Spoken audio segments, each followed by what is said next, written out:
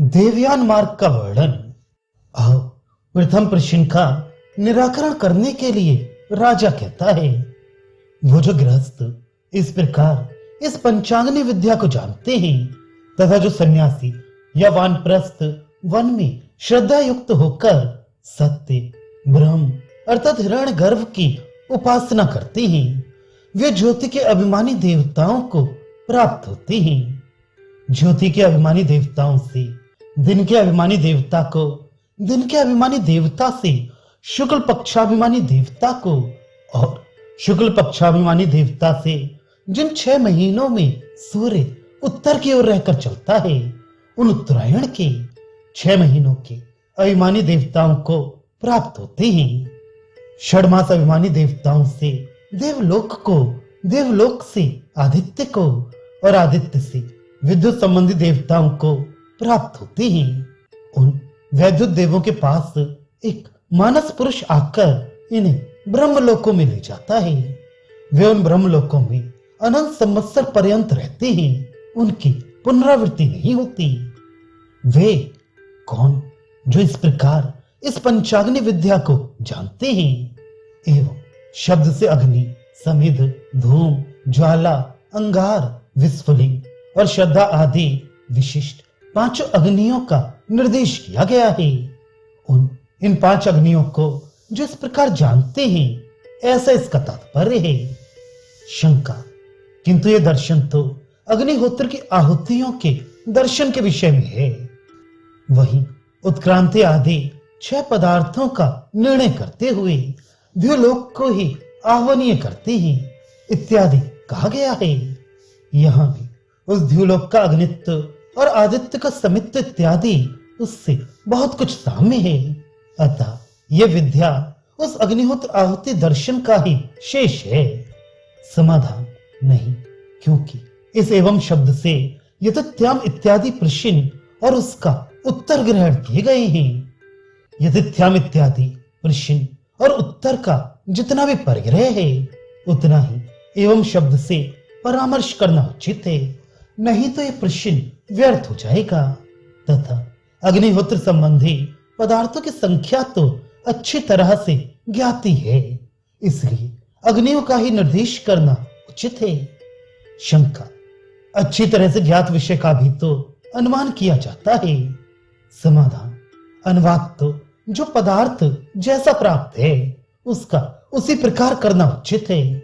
ऐसा नहीं कि वह द्युलोक अग्नि है, क्योंकि वास्तव में तो द्युलोक अग्नि है नहीं, इसलिए यह अग्नि के स्वरूप का अनुवाद नहीं हो सकता। यहां तो द्युलोक में अग्नि दृष्टि ही विवक्षित है। शंका, यह द्युलोक आदिवाद अंतरिक्ष आदि के उपलक्षण के लिए हो सकता है। समाधान, तभी या तो आरंभ के अथवा अंत के पर्याय से उपलक्षण होना उचित है। श्रुत्यंतर से भी यही बात सिद्ध होती है।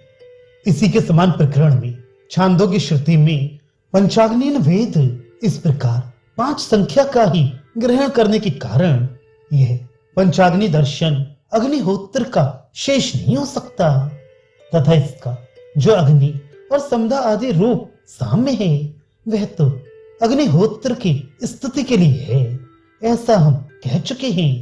अतः उत्क्रांति आदि 6 पदार्थों के ज्ञान से ही अर्चे आदि मार्ग की प्राप्ति नहीं हो सकती, क्योंकि यहाँ एवं इस शब्द से प्रकृति के ग्रहण द्वारा अर्चे आदि मार्ग की प्राप्ति का विधान किया गया है।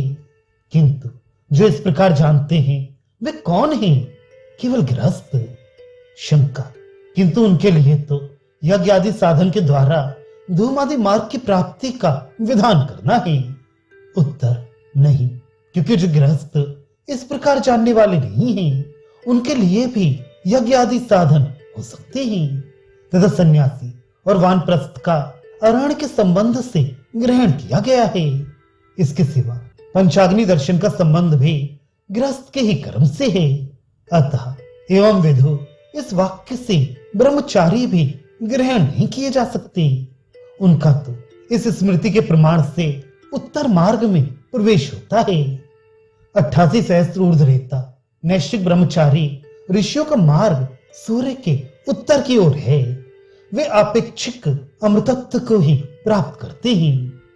इसलिए जो गृहस्थ इस प्रकार मैं अग्निज अग्नि का पुत्र हूं, इस तरह क्रमशः अग्नियों से उत्पन्न हुआ अग्नि रूप ही हूं, ऐसा जानते हैं वे। और जो ये वन में निरंतर वन में रहने वाले वानप्रस्थ और सन्यासी श्रद्धा युक्त होकर सत्य ब्रह्म अर्थात हिरण्यगर्भ की उपासना करते हैं, वे सब अर्चर आदि मार्ग को प्राप्त होते हैं। जब तक गृहस्थ लोग पंचाग्नि विद्या अथवा सत्य ब्रह्म को नहीं जानते, तब तक वे श्रद्धा आदि आहुतियों के क्रम से पांचवी आहुति के हवन किए जाने पर उससे स्त्री रूप अग्नि में उत्पन्न होकर फिर लोक में उत्थान करने वाले होकर अग्निहोत्र आदि कर्म का अनुष्ठान करने वाले होते हैं। उस कर्म के द्वारा वे धूम आदि क्रम से पुनः पृथ्वीलोक में जाते हैं और पर्जन्य आदि क्रम से पुनः इस लोक में लौट आते हैं। उससे पुनः स्त्री रूप अग्नि में उत्पन्न होकर फिर कर्म करके पृथ्वीलोक में जाते हैं। इस प्रकार घटी यंत्र रहट के सदृश गमन आगमन द्वारा बारंबार जाते आते रहते हैं। किंतु जब वे ऐसा जानते हैं तो वे इस घटी यंत्र के समान चक्कर काटने से छूटकर अर्ची को प्राप्त होते हैं। ये अर्ची भी अग्नि की ज्वाला मात्र नहीं है तो क्या है? अर्ची के अभिमानी अर्ची शब्द वाच्य देवता है, जो उत्तर मार्ग रूप और स्त्री हैं, उन्हें ये प्राप्त होते हैं। परिव्राजकों का तो अग्नि की अर्ची अर्थात ज्वाला से साक्षात संबंध भी नहीं है, इसलिए यहाँ अर्ची शब्द वाच्य देवता ही ग्रहण किए जाते हैं। यहां से वे अहर देवता अर्थात दिनाभिमानी देवता को प्राप्त होते हैं। मरण काल का कोई नियम नहीं हो सकता, इसलिए अह शब्द से ही देवता ही अभिप्रेत है, साक्षात दिन नहीं। आयु के क्षीण होने पर ही मरण होता है। इस पंचाग्नि उपासक को दिन में ही मरना चाहिए। इस प्रकार उसके लिए दिन रूप मरण काल का नियम नहीं किया जा सकता। रात्रि में मरे हुए उपासक आगे जाने के लिए दिन की प्रतीक्षा करते हो, ऐसी बात भी नहीं है। जितनी देर में मन आदित्य के पास जाता है, उतनी ही देर में यह आदित्य लोक में पहुंच जाता है। इस अन्य श्रुति से यही सिद्ध होता है। अहर देवता से ऊपर ले जाए जाने पर वे अपूर्यमाण पक्ष देवता को अर्थात शुक्ल पक्ष देवता को प्राप्त होते हैं। अपूर्यमाण पक्ष देवता से जिन 6 महीनों में सूर्य उत्तर दिशा की ओर चलता है, उन मासों को शुक्ल पक्ष देवता द्वारा अपने अधिकार से बाहर ऊपर पहुंचाए जाने पर प्राप्त होते हैं। उन मासों से अर्थात 6 मास देवताओं से ऊपर ले जाए जाने पर वे देवलोक अभिमानी देवता को प्राप्त होते हैं। देवलोक से आदित्य को और आदित्य से वैद्युत विद्युत अभिमानी देवता को प्राप्त होते हैं। विद्युत देवता को प्राप्त हुए इन उपासकों को ब्रह्मा के द्वारा मन से रचा हुआ कोई ब्रह्मलोकवासी मानस पुरुष आकर ब्रह्मलोकों को ले जाता है। ब्रह्मलोकान ऐसा बहुवचन प्रयोग होने से ज्ञात होता है कि नीचे ऊपर के भूमि के भेद से ब्रह्मलोकों में भेद है। उपासना के तारतम्य से भी ऐसा भेद होना संभव है। उस पुरुष के द्वारा पहुंचाए हुए उन लोकों में वे स्वयं परा प्रकृष्ट होकर परावतः प्रकृष्ट संवत्सर अर्थात अनेक वर्ष तक रहते हैं। तात्पर्य यह है कि ब्रह्मा के अनेकों कल्प पर्यंत रहते हैं। उन ब्रह्मलोकों को गए हुए पुरुषों की पुनरावृत्ति नहीं होती, अर्थात इस संसार में पुनरागमन नहीं होता, क्योंकि यह न पुनरावृत्ति है, ऐसा दूसरी शाखा का पाठ है। पूर्व पक्षी किंतु यह पद से तो आकृति मात्र का ग्रहण होता है, अर्थात केवल इसी संसार का नहीं, सामान्यतः सभी कल्प के संसार का ग्रहण होता है। जैसे प्रातःकाल होने पर पौन मास याग करे, इस वाक्य में सामान्यतः सभी प्रातःकाल का ग्रहण होता है। सिद्धांति नहीं, ऐसा मानने से यह विशेषण व्यर्थ हो जाएगा। यदि उनकी कभी पुनरावृत्ति होती ही नहीं तो ये इस कल्प के संसार में ये विशेषण निरर्थक ही होगा। प्रातःकाल होने पर पौर्णमास याग करे। इस वाक्य में तो प्रातःकाल ये विशेषण यदि शब्दतः कहा ना जाए तो अपने आप उसका ज्ञान नहीं हो सकता, इसलिए वहां विशेषण लगाना उचित ही है। यदि वहां भी शाह प्रभात का शब्दार्थ सामान्यतः प्रभात काल मात्र ना हो तो स्व शब्द का प्रयोग भी निरर्थक ही समझा जाएगा।